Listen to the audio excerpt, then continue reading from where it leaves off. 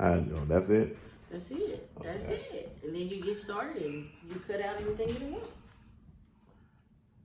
Good evening, family. It's Curtis Davis with the Justice Review here again, like before. It's been a while since we've been online, but I have a very special guest in here tonight. Her name is Deidra Robinson. You're the president or vice president? I'm the director of operations. Oh, she's the director of operations for community renewal. And we smiling, we having fun, and still in the era of COVID-19, social distancing. We're trying to, keep my space right. But that's cool. But check this out. It's not a good time right now. We came to y'all tonight to talk about the brother, George Floyd. And we seeing a whole lot on the news right now, and people are talking about rioting, and people are talking about the white anarchists that are actually burning stores in the black community, and our protesters are actually getting charged with that. But we know who actually doing a lot of what's going on right now, and it's traumatic. I almost cried when I watched this brother get his life extinguished the way that he got his life extinguished. But let's talk about, because this happens every 28 hours. Okay, this one happened on the camera again. We only seem to get mad when it happened on the camera. Talk to us, Deidra, about is it COVID-19? We're at stage 1, we got a chance to come outside. Everybody been on their spiritual thing, journaling, in the house for 3 months. And we come out, as soon as we get out, this guy kills this. What's happening? Well, and I won't say, you say, people only get mad when it's on video, and that's not necessarily true. People have been mad about these things for a very long time. It's just that when it comes on camera, it's like, it just puts it so much more in your face, and it just makes it even more of a reality, So, the community is broken. I'm heartbroken. I'm like you. I was almost in tears watching that whole video. And, while I don't advocate for violence, it's time for us to do something, you know what I mean? And nice guys they finish last. So I think it's time for us to do something. There were asphyxiating Negroes in Louisiana, in the South, in Mississippi. They've been hanging. We've been hanging, and we're talking about a level of cognitive dissonance. Mm-hmm. You know that terminology, that allows you to think so little of this man that you could put your hand in your pocket and put your knee in his neck. I'm not saying that I'm not capable of killing a person, but I know for sure I'm not capable of a 10-minute kill.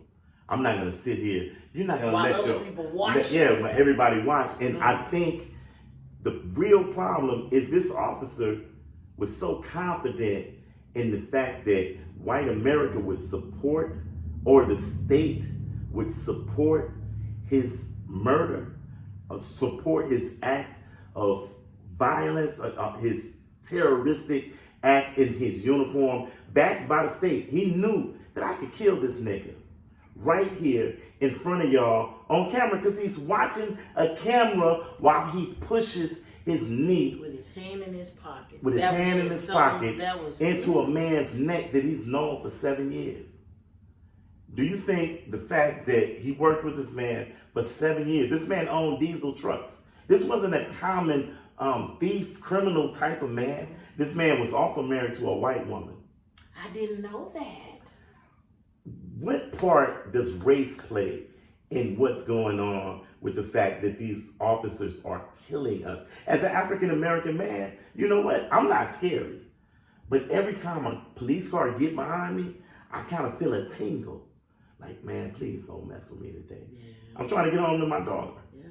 What part is, do they still hate us? Is this all been a game? Like we're friends now, white people and black people. I got, all my friends are white. Oh, some of my best friends are black.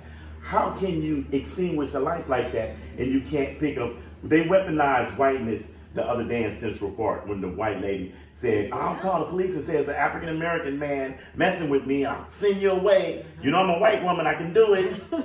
Right? What's going on, man? This is 2020. Talk to me. Streets are burning right now. Cities are burning right now. Indeed. This is the moral fabric of the United States is about to come apart. But it's time. It's time for it to come apart. You know what I mean? What's after this? I don't know. I don't have the perfect answer. It's time to rebuild a system that's been so corrupt and so broken for so long. It's time. You know what I mean? And like I say, it's not going to happen. I wish it could happen peacefully, but I don't see it happening peacefully. Historically speaking, none of these things, power is not exchanged easily, and I don't see this thing happening easily. But I do see, I have white allies, I have black allies, you know what I mean? I won't make a blanket statement, but it is about race. I know it's about race, but you know what I mean? I think they just see, I don't know, you know what I mean? Police officers being in a position of power, I think it's just too much power for one man to have, you know? I really Why didn't they charge him with murder?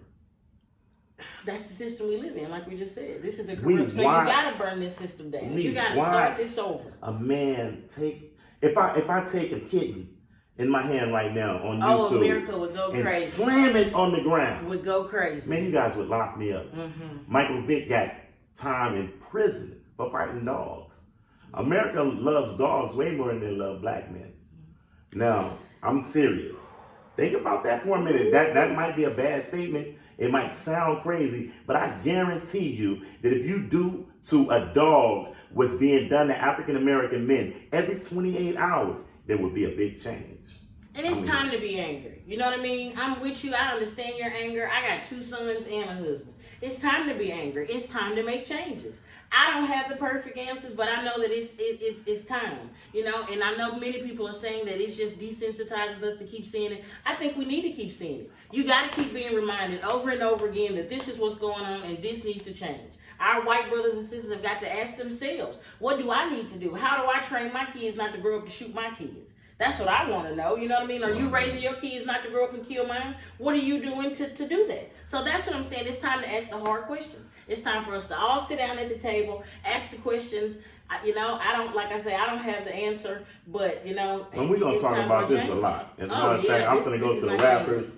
I'm going to go across the country. I mean, we protesting. We've been protesting. Hands up, don't shoot. I can't breathe. Don't change me, bro. Whatever the protest has been, the catchphrase, the slogans, none of this is working. We need to get to the root of the policies that give so much immunity to these officers, whether black, white, green, they're blue. Because you can sit around and black officers will watch a white boy kill his brother and be like, man, well, I got to keep my job. Or that's we police. You understand what I'm saying? Is it still racism in America, sir? Well, if it is, I ain't seeing none. All that, you know, I'm for your mortgage. You're gonna kill for that? Yeah. Come on now, look. So tell the people on my channel, and I need y'all to subscribe to like it. That's all beautiful. But let's get more subscribers. Let's talk about real justice issues. Tell the people what you do, how they can find out, how they can help what you do, and what social media platforms we can find you. So I work for Community Renewal. I run a couple of after-school programs for middle and high school kids. I work with inner city kids in trying to remove barriers. That's basically what we do. We have a network throughout this city, throughout this nation, and we gather them around to support our kids. You know, if people honestly say, black and white, if you honestly say you want to see the playing field leveled, you want to see African American kids succeed just like yours, then put your money where your mouth is. But put your really, time where your who mouth wants is. to see that? But do you want to change? I always say, dishonesty. do you want to change a system that works for you? We're talking about the United States of America that's based on football, basketball. I want to see my team win. I'll cheat to see my team win, and you'll cheat to see your team win. That's right. And we fight each other in everything, right? This system change? They don't want to see this system change. But do we want to see the system? We're gonna change the system. We're gonna whether start or getting not together to get it changed. because we don't know how to change it. Now, this has to become solution-based. And you didn't tell the people about your social media. But before she does, solution-based. The racism is not coming from individuals. Racism is a systematic means of putting laws together or policies that disadvantage a certain group of people. If we can't change their policies, right now that officer can't even be charged with murder because the policies allow for him to use a certain amount of force. So they gotta figure out a cool way to say, well, you denied him his civil rights. But that's what's always been done. Yeah. They do something to us and then they change the laws to adjust it to uphold what they've been done. Okay. So but let's call them on it and stop playing like your best friend is white. Really, your worst enemy is. Now, the most dangerous place, like D.L. Hughley says, for a black man is in the imagination of a white man. Tell them about your Facebook platform. My name is Deidra Robinson. I'm on Facebook and I'm Operation Hope on Instagram. That's how you can find me on both of my platforms.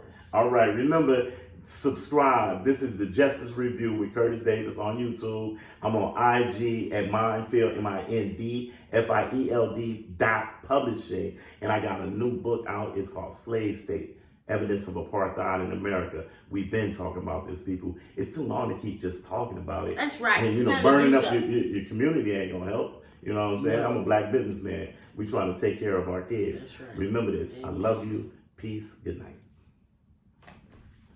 Yeah. Okay. That was